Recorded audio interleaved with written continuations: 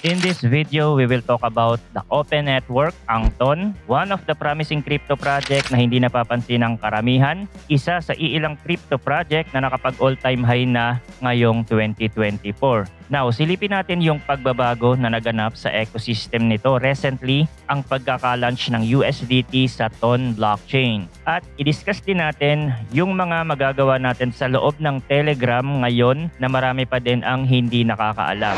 At kung interesado kayo sa ganitong mga content, token reviews, crypto news, anything related to crypto, make sure to subscribe and hit the notification bell.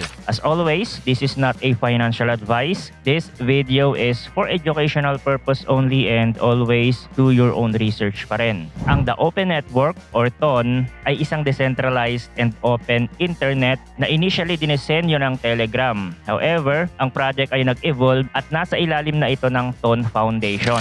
Ang TON, meron itong sariling blockchain na merong unique multi-blockchain architecture, kasama na dito ang master chain and multiple work chains na nahahati naman into shard chains para makapag-process ng transaction in parallel. Kaya ang TON blockchain ay mabilis din magproseso ng transaction.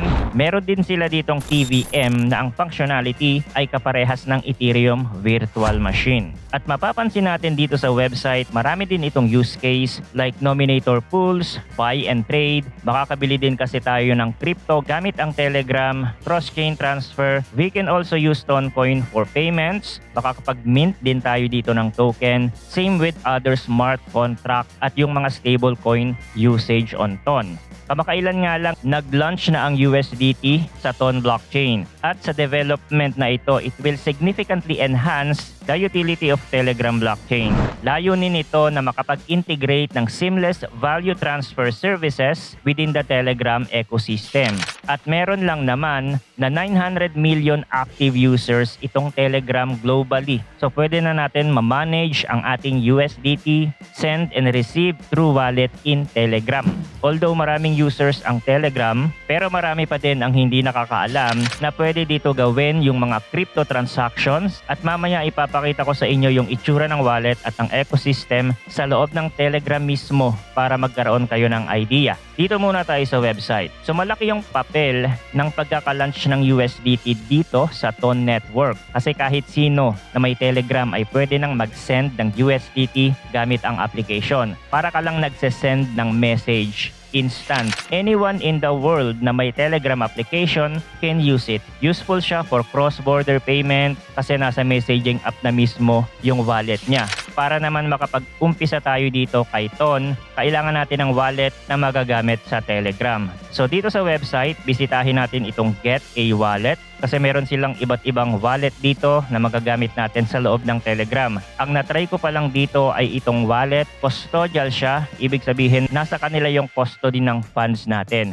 Iiwan ko na lang yung link nito sa description at meron ding mga non-custodial wallet dito. So kapag kinilik ko yan, mareredirect ako sa Telegram application. In this case, ang gamit ko ay desktop kaya meron siyang ganito at kapag kinilik ko yan, dito lang siya lalabas. Now, i-open natin yung wallet para makita nyo. Parang typical crypto wallet lang naman ito. Ang kaibahan lang, naka-integrate siya sa Telegram. Makakapag-send and receive tayo dito ng crypto. Meron ding swap and then P2P market. So sa pagdedeposito, we can click add crypto. Meron tayong 3 options: bank card, P2P market, and external wallet. Dito sa bank card and P2P market, hindi pa niya supported ang Philippine peso kasi in-explore ko na yan. Pero if you are located in other countries, then pwede mo itong magamit. Hindi ko pa yan na-try kasi I only used external wallet para makapaglagay ng USDT dito. Sa network options, ERC20 lang and TON network ang available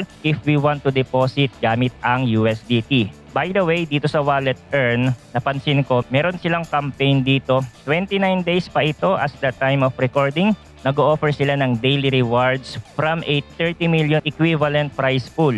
Andito yung campaign details. Medyo malaki nga lang yung deposit requirement para makapag-participate dito. Pero make sure to read the terms and condition kasi this is a third-party app wallet. I think kasama ito sa Open League na makikita natin dito sa website. Sinasabi kasi na nag-o-offer sila ng long-term incentive program for TON users, project teams, and traders. So para sa mga users na katulad natin Dito tayo pwede mag-participate. We can mine tokens by completing some tasks or we can make a prediction sa mga project na nagkukumpit kasi binuboost ng TON ang ecosystem growth kaya nagkakandak sila ng competition para sa mga project under TON ecosystem and they can also earn a rewards. Dito we can also provide liquidity para sa mga expert na sa industriya. Balik tayo sa app. I-try natin mag-send sa isa kong account. Kapag Telegram to Telegram kasi, hindi na kailangan ng address. I-search lang natin si CryptoDime. So dito, ilalagay ko lang 5 USDT. Click send. Pasok agad. I-check natin sa CryptoDime account kasi I am using Dime Creator account. Walang laman kanina to. Ngayon meron ng 5 USDT. Andito naman yung transaction history from Dime Creator. So instant lang talaga siya at wala pang fee. Now, paano mag-withdraw dito? Sa send lang din, pero ang pipiliin natin ay external wallet. Ito na yung may fee. Kung gusto natin i-send sa Binance or coins.ph, ilalagay lang natin dito yung address. If ERC20 ang gagamitin natin na network, then 2 USDT yung fee. Kapag TON, 0 fees. Yun ay kung supported ang TON sa wallet na gagamitin natin. Dito sa wallet mismo, ma-access na rin natin yung TON ecosystem para siyang app store sa loob ng Telegram. Meron din kasi ditong mga DeFi applications na pwede tayong mag-farm at makapag-provide ng liquidity para makapag-earn tayo ng additional TON coin rewards. Katulad nitong Stone.fi, pwede natin siya ma-access dito at makapag-swap ng token, or itong Didas.io, makakapag-provide tayo ng liquidity at makakapag-swap na rin ng token sa loob ng Telegram. At marami pang ibang mga apps dito na magagamit natin. Syempre, this is decentralized. Anyone can create their own application here. So yung risk, katulad lang din ng risk sa mga DeFi application sa ibang blockchain. At hindi natin mayaalis yun sa mga ganitong project. And by the way, yung token ito mataas na rin ang valuation. Nasa 18 billion market cap na siya. Nasa top 10. Ang nagustuhan ko sa feature ng TON project sa Telegram ay yung instant transfer with no fees kapag Telegram to Telegram user. And that would be worldwide.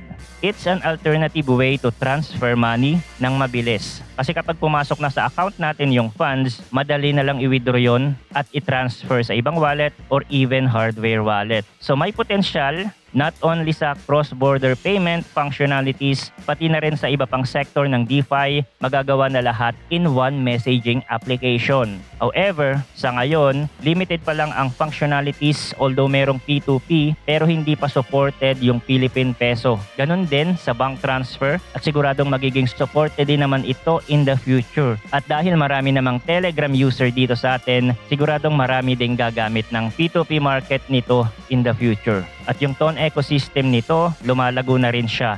So hindi nakakapagtaka na sumabay ito sa ibang mga layer 1 blockchain sa market kasi meron silang unique approach kumpara sa ibang project sa crypto space. So anong masasabi nyo dito kay TON? Bullish ba kayo dito? Let me know in the comment section. At yun lang ang video update natin for today. Thanks for watching again. Good luck and see you on the next video.